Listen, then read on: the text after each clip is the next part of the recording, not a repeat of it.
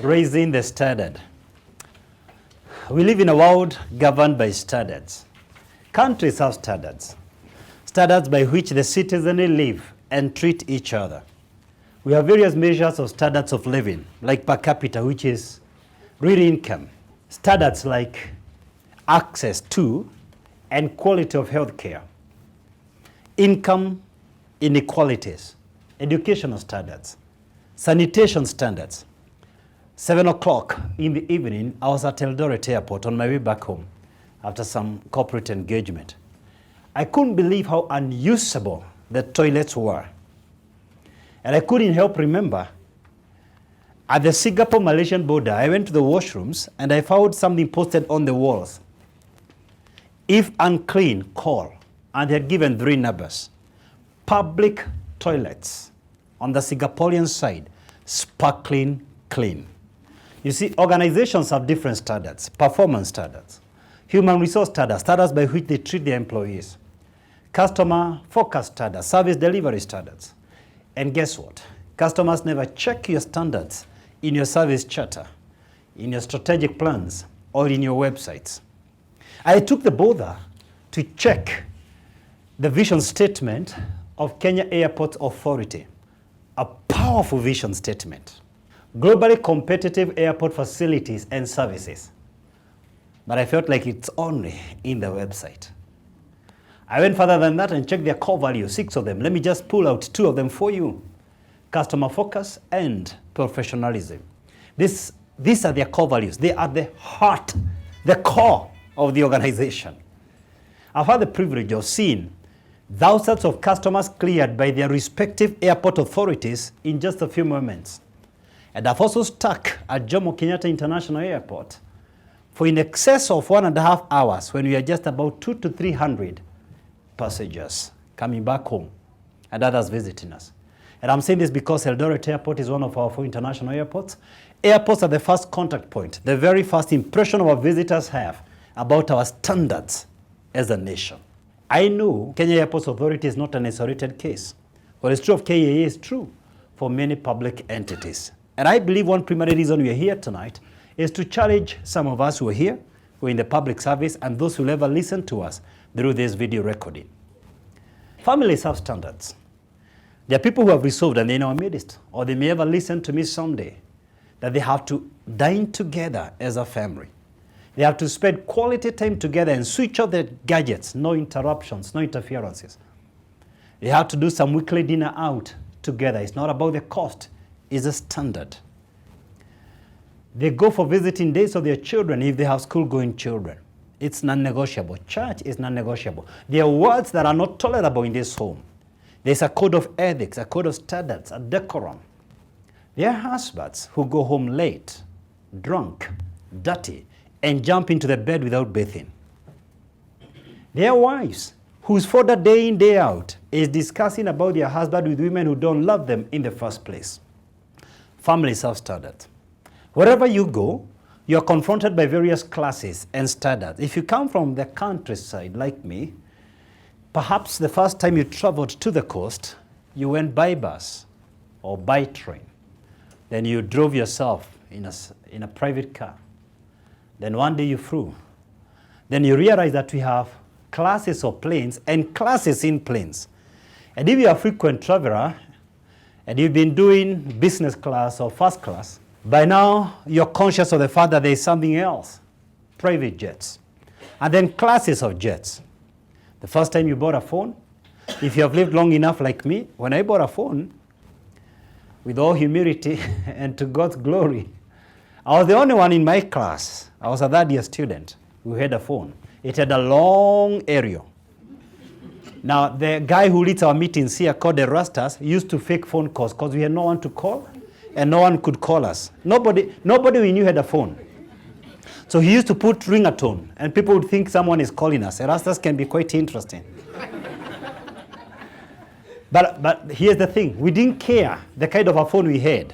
If you got a car, one day you're trusting God for a car. Now you're bothered what type of a car when someone else is trusting God for a car. There's a time you trusted God to get out of rentals. You trusted God for a house. Now you're concerned with the neighborhood. There's another person. Is that a fact? who's concerned with the house. I mean, we keep thinking about classes and standards. Hospitals have standards. Universities have standards. Roads and highways have standards. Taxis have standards. Restaurants have standards. You know, you can get into a restaurant, and even before you sit down, you realize you don't belong there.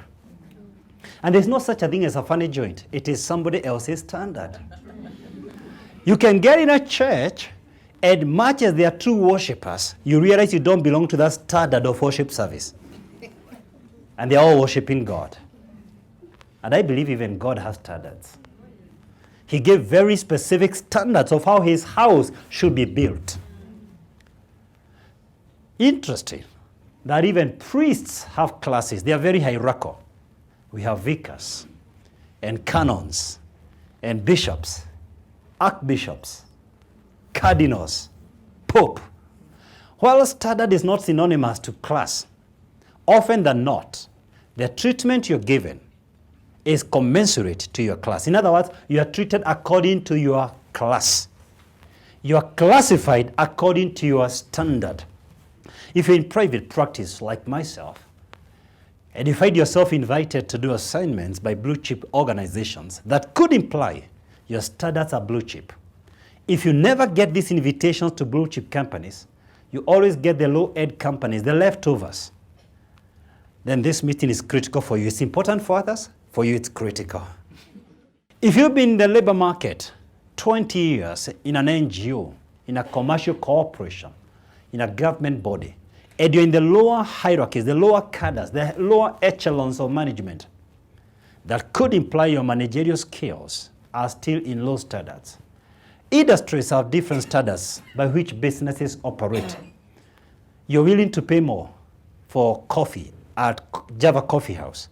Same milk, same sugar, same water, same coffee beans, but different standard of coffee, ambience, and service. And even in your professional life, how much you earn, the command in your field, and how much you earn, your income, depends on your personal and professional standard. So at this early stage of this presentation, may I urge you, in your professional life, learn to say no to some assignments. Learn to select some assignments carefully, because some of them could literally be lowering your standard. Do not respond to every invitation. You don't belong to every stage. You see, much as it is important to enhance your visibility and presence, some of them could literally be lowering your standards. And I'd like to define personal standard at this point. From my definition of a personal standard, it is a measure of the quality of your personal and professional life. Your personal standards are reflected by the way you treat yourself, the way you treat others, and the way you expect others to treat you. When you have a high personal standard, you expect others to hold you in high regard. When you have low self-standard, you expect others not to treat you in high regard. You take things as given. You accept and allow others to walk all over you. When you have a low personal standard, you have a weak belief system. And you can easily be influenced by anyone and any doctrine that comes along your way. When you have a low self-standard, it's an indication you're suffering from low self-esteem. And you see, your personal standard is directly correlated with your level of self-esteem, intricately intertwined with your level of self-esteem. That means to raise your self-esteem, raise your personal standards. Your personal standards are reflected by the way you talk and dress and manage your attitudes and relationships, your work, your health, and your finances. Whenever you speak and talk, everything you say and do provides people with insight into your personal standards. Within the first 60 seconds of someone meeting you, they will already make a judgment about the standards by which you live. Whether you're conscious about it or not, you're always sending subliminal messages, and you're being judged based on those messages by anyone you meet. So I urge you tonight, never play weak. Take the center stage of your life. If you're seated next to a man, look at him in his eye and tell him, boy, raise the standard. If you're seated next to a woman, look at her and say, girl, raise your bar. I want to take you through some exciting lessons tonight. There is no doubt in my mind I will sell the idea why you need to raise your standard tonight. So I'm going to teach you some 5 lessons. And the first lesson tonight, reflect on your standards. Reflect on your standards. Lesson number 2, surround yourself with mentors. Lesson number 3, set your standards. Lesson number 4, develop a winning routine. Lesson number 5 and the last one, go the extra mile. Go the extra mile. Lesson number 1, reflect on your personal standards. An elderly carpenter wanted to retire from his house building profession. So he went to his employer, the contractor, and tendered his resignation. The employer looked at him and said, I would want to make a request. Could you just build one last house as a personal favor? The carpenter didn't like it. He resorted to poor workmanship and used inferior materials. At the end, he invited his employer to inspect the project, the housing project. After inspecting the project, the employer handed him over the front door keys and said, this is my gift for you, for the many years of service that you've worked so hard for me. The carpenter couldn't believe it. Had he known for a moment that he was building his own house, he would have given it some artistry finesse and used superior materials. But this revealed his personal standards. This revealed who he really was under no supervision. This revealed his attitude towards work and his employer. Isn't this true for many employees? That we find our identity from our employers. We define our standards from supervision. If supervision was eliminated, the true colors would literally come out. We resign long before we resign. We get out of that job long before we get out of the door of that organization. And we still wonder why we are not growing. You see, men and women of great standards, while they are dispensable, they are not replaceable. Once they leave that organization, it will be very difficult for anyone to squarely fit in their shoes. I ask you tonight, what is your standard as an employee? What is your standard as an employer? What is your standard as a husband, as a wife, as a friend, as a mentor, as a business partner to someone? What is your standard as an associate? If we gave you our mentorship certificate, what is your standard as a mentor? By what standard do you live? One major reason why a lot of people literally never achieve their goals in life is because there is a mismatch between their goals and their personal standards. Do you know, you can look at a fellow like this and know you can't lend him even 10K. There's a mismatch between what he's borrowing and his personal standard. And another guy can borrow you $1 million over the phone and you wire the money. Before you laugh at that guy, could this be you? That you're looking for a job and there's a mismatch between the job you're applying for and your personal standard. There's a mismatch between the salary you're looking for and your personal standard. There is a mismatch between the girl you want to date and your personal standard. You come to me looking for my daughter Ivy, and I immediately work very hard to get you another girl to distract you. Is it possible?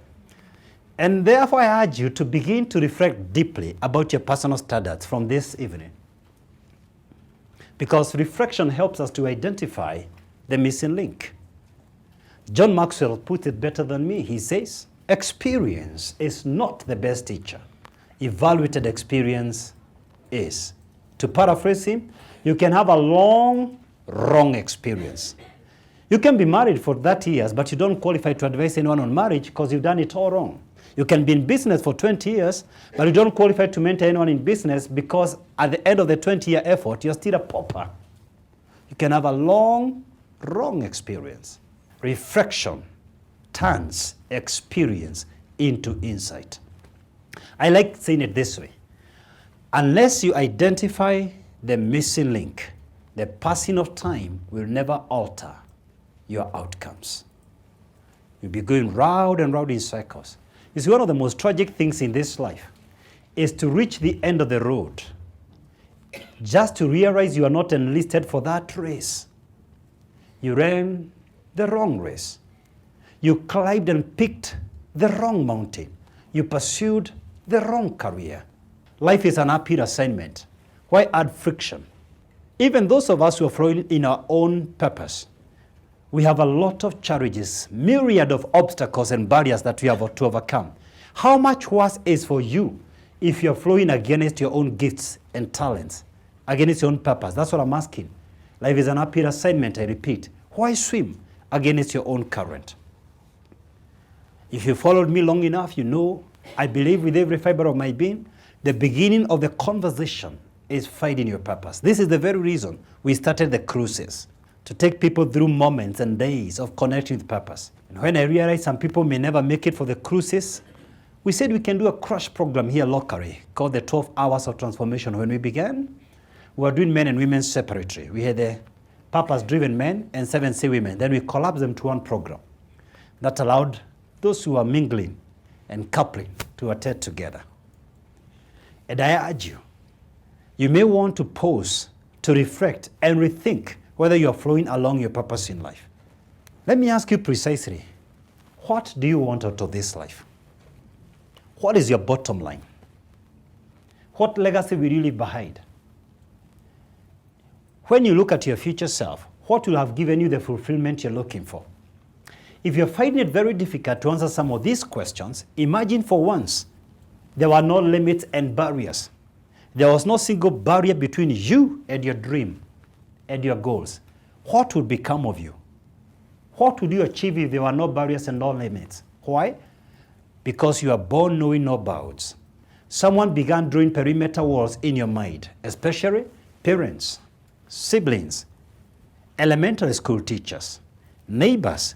They began telling you what you can or cannot do. And eventually you believed it. And you've imposed those limitations on yourself. Now you have already believed what you can or can't do. And one of the challenges I'm throwing tonight is tear down those fences. And ask yourself, what would I achieve if for sure there were no limits? There were no barriers. Why? You will never get what you don't expect. Life doesn't give you what you want. Life gives you what you expect. If you expect nothing out of life, you will never be disappointed. If you expect to be broke, you'll never be disappointed. If you expect to lose your job, you'll never be disappointed. If you expect to divorce, you'll never be disappointed. If you expect your business to fail, you'll never be disappointed. There's always a correlation, a direct correlation between your expectations and your eventual reality. So if you're not getting the results that you so desire, I invite you to reintrospect. I invite you to soul search on your expectations. Because believe me, your current reality is a reflection of your expectations. You may wear a strong face, but if we really want to know what you expect in life, we just need to check the results in your life. So let me suggest, don't lower your expectations to meet your standards. Rather, raise your personal standards to exceed your expectations. Don't lower your expectations to get a job or to get promoted. Don't compromise your moral standards for the sake of a job. Far too many people, the overwhelming majority of people who've climbed up the corporate trunk, did so by raising their personal standards. Don't compromise your ethical standards to salvage your business from collapse. A rope is as strong as its weakest point. If I may paraphrase Martin Luther King Jr., the arc of history bends towards justice. If you and your business partners live long enough, the man of integrity will be vindicated. The woman of integrity will be vindicated. Don't compromise your moral standards, I dare you tonight, even to save a marriage. You know, we live in interesting times. Don't compromise your moral standards.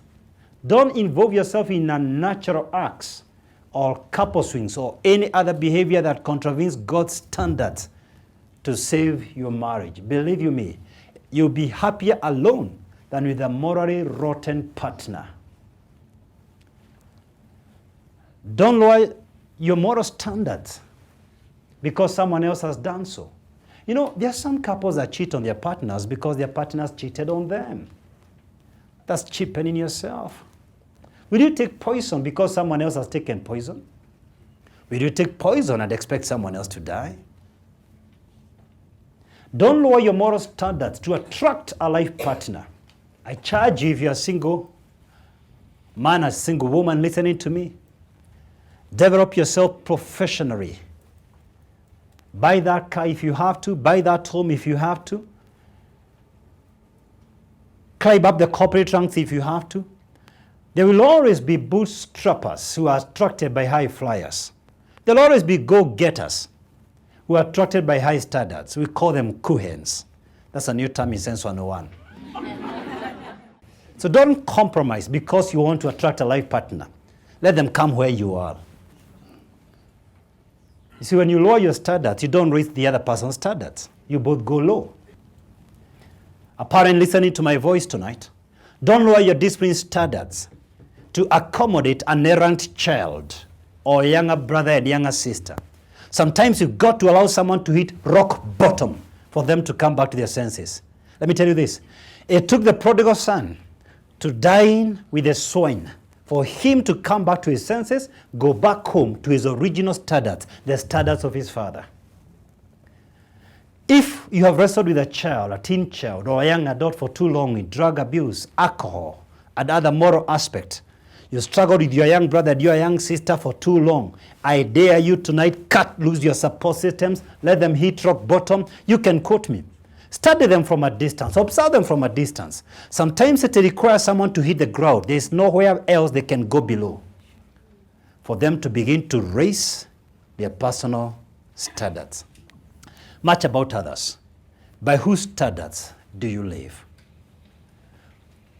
Whose standard will you trust? Is it a celeb who keeps shifting their standards and their compass? Can I therefore invite you to live by a standard that does not change, an immovable standard? If you benchmark with divine standards, you will never outperform God. You will never outgrow God's standards. I urge you tonight, don't make God just your source of provision and protection, but not the source of your standard. If He is the source of your provision and security and support and protection, it's also befitting Him to be the source of your standards. You know, we live in times where people want to adjust God's values to fit their selfish preferences and fashions and the fallen nature of man. So raise your standards. This takes me to our second lesson tonight. Surround yourself with mentors.